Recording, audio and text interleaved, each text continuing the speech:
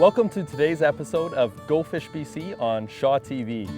I am here with Nick Bassick, who is a fishing advisor for the Freshwater Fisheries Society of BC.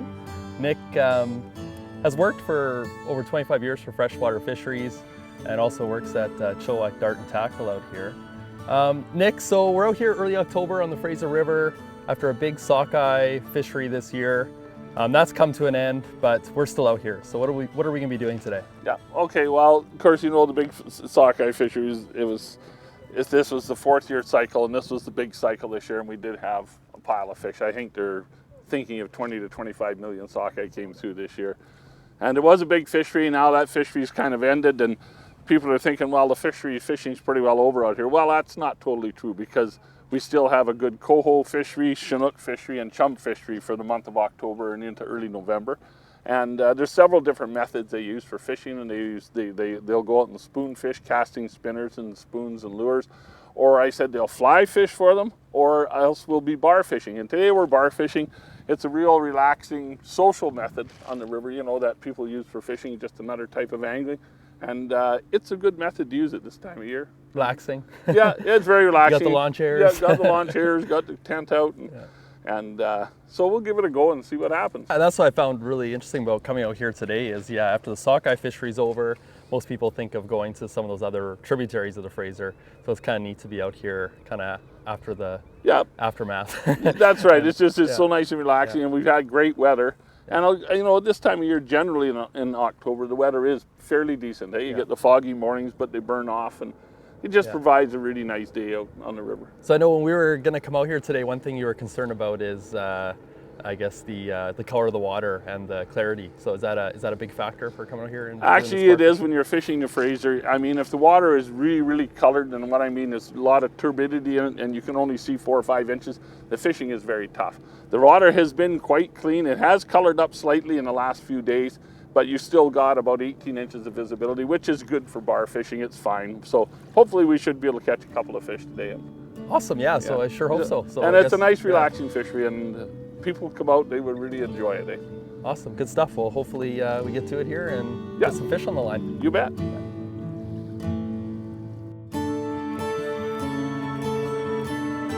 So Nick, I guess just our typical bar fishing setup here that we're using today? Like for bar fishing, you definitely have to use heavier gear, mainly because of this. You're using anywhere from 12 to 20 ounce weights when you're bar fishing, depending on the current and the time of year.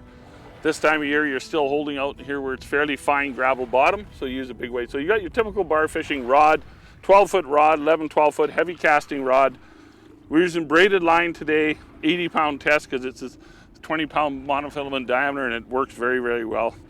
It's UV resistant, so it doesn't deteriorate in the sun. You can keep it for 2 or 3 years on your reel, and there's no problem. And then just a level wind reel such as this 7000 Ambassador, or a single action reel like those reels up there. Usually use mooching reels with a set drag on them. Okay, your typical bar rigs right here. We've done this before, but it's a bar rig there. You can buy them made like this with a T-bar. Usually a 30-inch to 40-inch leader, 50-pound test leader, nice and stiff, and the spin go like this, and in various colors and sizes. 2s and 0s are the most common sizes, and then just like a 4/0 or 5/0 hook on them. And today I'm just going to show you, sometimes for an added attractant, especially at this time of year, we're just going to add a small piece of salmon roe. We missed one on the roe earlier.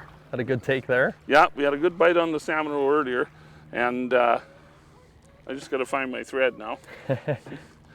And quite often it is a good attractant this time, especially for the coho. They seem to really like it. So we just put the hook through a chunk of it, and you wrap it up. Don't pull too hard on the thread, because you don't want to cut it right in half. You make several wraps around it, and then on the line just above the hook, put 2 or 3 wraps. Just pull it off like that. That'll slowly work its way down a little closer to the hook. What kind of roe is that you got there today? That is coho roe. Coho roe? Yeah. And if you see, it hangs in the current, and the roe just sits right behind it and acts as it's an attractant. Smell as much. Now, do you find that's more effective for certain species than just? It seems like if you're fishing for like jack springs, the immature machooks or Chinooks, and the 2, 3, 4 pound range, and for coho, it seems to be quite effective for coho. Oh, great. Okay, so we'll just give her a cast and set to go again.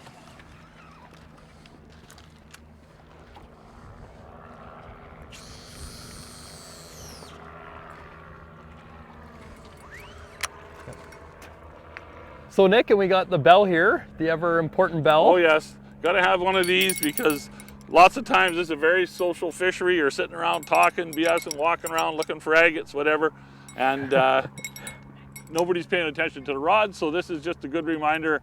And you'll find that you become very attuned to it as you'll see people walking around and the bell rings and it might be just a roll. It's not even a fish and everybody's running. So it's just kind of a neat thing to have.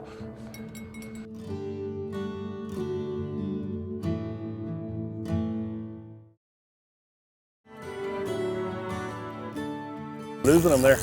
Oh no. You're dragging that 18-ounce weight, that'll keep the hook in them. Yeah, that's good. Hit right over top of them here. Okay. Yeah, just be careful, Mike, because he's going to get excited here. Yeah. Good fish. Oh yeah, baby. Oh yeah. Oh yeah.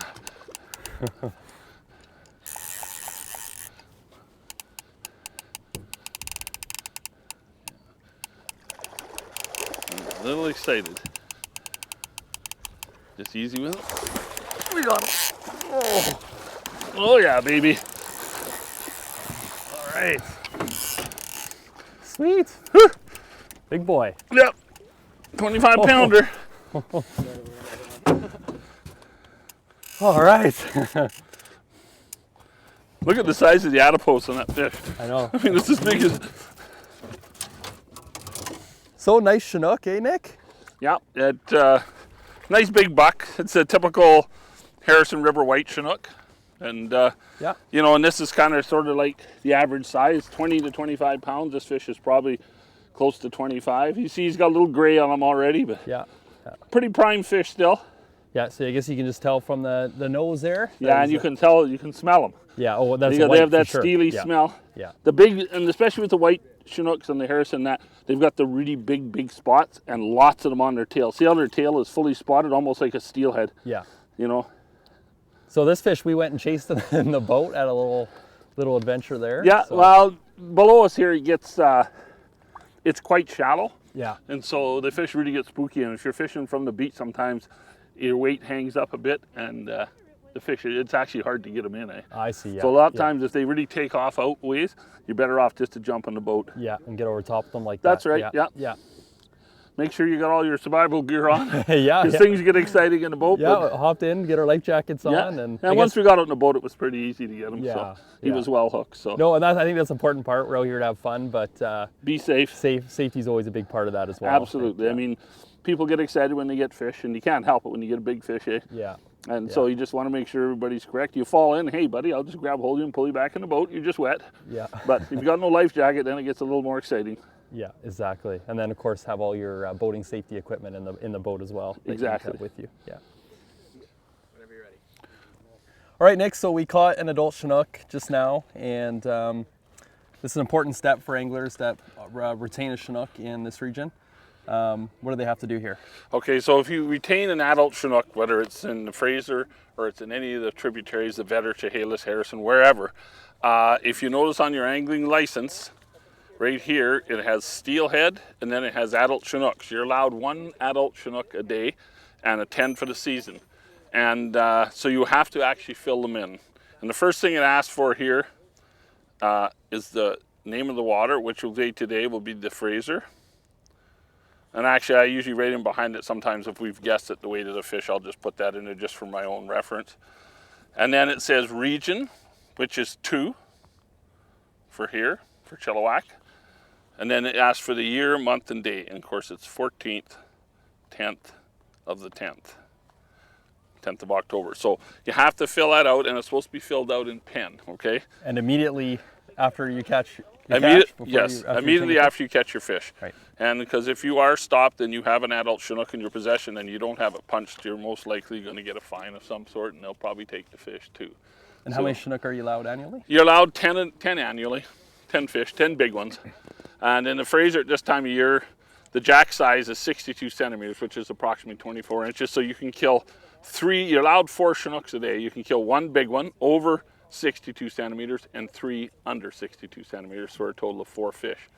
one being an adult. And it's only the adults that we're recording on the license? That's only the adults we record on the license. That's correct. Yeah. You don't have to record coho or chum or anything like that. Just follow the limits.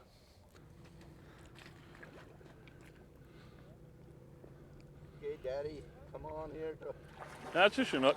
Come on here to Daddy. I think so. Or Looks maybe, like- no, it's a chum. Is it? Oh, Yeah, it's another chum. Another buck chum. Well, what the hell? Oh, maybe it's not. There you go. It's not a buck. It's the right kind, Walter. A doe? Yeah. Yep. Well, Nick, you're gonna have to clean it. That won't be too hard to take. He's off the hook already, Walter. Yeah, the hook came right out. Oh, awesome. And here we go. All right. Very nice female chum. Nice clean fish for this time of year. We're getting there. There's our chum. Now if we Yeah. get a coho, we've got Yeah, the 3 species. exactly. Yeah, good stuff. Just starting to get the bars, Yeah, obviously. you can see just in the bars, you Yeah. see the females have a pretty plump stomach, Yeah. and the males would be like thinner, and the head on them would be much more aggressive looking with the big hooked jaw and everything. Now this isn't bad for a chum because they tend to color pretty quickly, don't they? Yep, Nick? this is actually pretty nice shape. Yeah. This would be a prime fish. Yeah. Well, Nick, thanks for taking us out today. It was a good day. I think we've caught all the fish we're going to catch today. So Yep, well, I had a great time today. And, good. hopefully Glad you enjoyed it. Hopefully the viewers got something out of it as well. So thanks for watching this week's episode of Go Fish BC on Shaw TV.